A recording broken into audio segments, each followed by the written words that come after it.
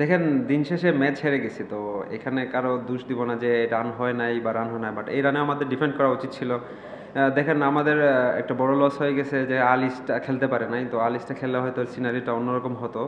তো আমার কাছে ফিল হয় ওরে আমরা অনেক পাওয়ার প্লেতে মিস করছি, পাওয়ার প্লেতে ওটা কিছু রান হয়ে গেছে, তো ও থাকলে ওরকম হয়তো নাও হতে পারতো।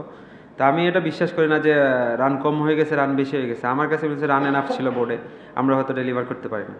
দেখেন ম্যাচের মধ্যেই ছিলাম আমরা সব সময়, আমরা অন অ্যান্ড অফ ছিল, ওদের কাছে একবার যাচ্ছিল আমাদের কাছে আসছিল, যখন আমরা উইকেট নিয়েছি এক ওভারে শরীফুল 2টা উইকেট নেয়, তখন আমরা ফিল হচ্ছে যে আমরা ম্যাচটা জিতে যাব। তো আমার আবার যে সময় আমি যখন বোলিং করি তখন আমার কাছে কয়েকটা উপরে বল আসছিল, তো হয়তো গ্যাপ করলে হয়তো ম্যাচটা আরও আগে আমাদের হাতে চলে আসতো।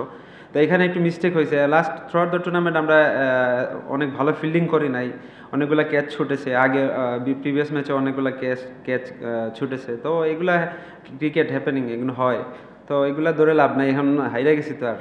হ্যাঁ দেখেন মায়াস যখন আউট হয়েছে আমি শরীফুলকে বলতেছিলাম তুই ম্যাচ জিতাবি, আরেকটা উইকেট নিলে হয়তো পরের বলে রিয়াদ ভাইকে আউট করে দিছে, তো আমার কাছে আরও বিশ্বাস হচ্ছিল না ম্যাচটা জিতে যাবো ইনশাল্লাহ।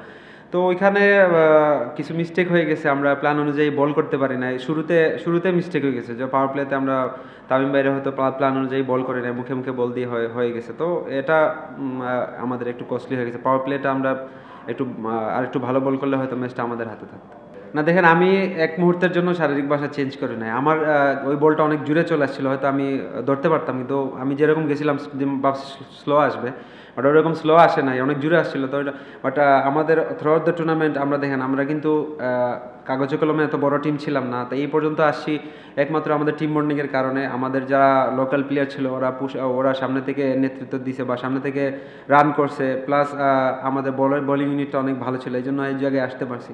তো আমি বলবো না যে আমাদের কখনোই আমাদের মাঠে বডি ল্যাঙ্গুয়েজ এলোমেলো ছিল না কারণ। আপনার ওই ভাই আগে কোয়েশ্চেন করছিল, আমি বলছিলাম 10-15 বেশি হতে পারতো, বাট ওনারা ভালো বল করছে, লাস্ট 4 ওভার দেখেন কোনো সুযোগ দেয় নাই, ভালো ভালো জায়গায় ইয়র্কার মারছে, এই জন্য হয়তো রান কম হয়েছে না, আমি বলবো না রান কম হয়েছে, বাট আমি বিশ্বাস ছিলাম এই রানে আমরা ওদেরকে চেপে ধরতে পারবো। হয়তো আমাদের একটা বলার শট ছিল, ওই জায়গায় যদি আলিশ থাকতো, আমি বলছিলাম আলিশ থাকলে হয়তো সিনারিওটা অন্যরকম হতে পারতো।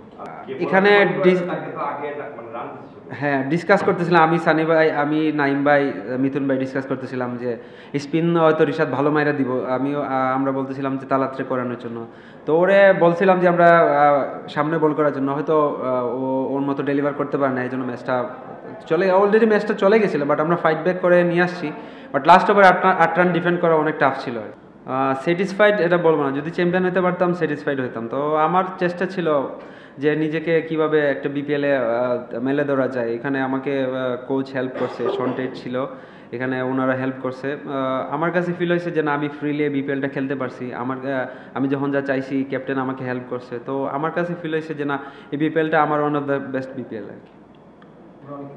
হ্যাঁ দেখেন ড্রেসিং রুমে সবাই, কোচ বলেন আমরা টিম ম্যানেজমেন্ট প্লেয়ার সবাই বলতেছে আমরা এই পর্যন্ত আসছি, আমাদের গর্ব করা উচিত। তো আমি পার্সোনালি ফিল করি যে এক নম্বর সবসময় মানুষ মনে রাখে, রানার্স আপ কে হয়েছে এই সময় মনে রাখে না। তো আমি পার্সোনালি এটা আমার কাছে খারাপই লাগতেছে যে আমি চ্যাম্পিয়ন হতে পারতাম, এত রান ছিল বোর্ডে, তো আমরা আরেকটু ভালোভাবে যদি চেপে ধরতে পারতাম তাহলে জিততে পারতাম আর কি।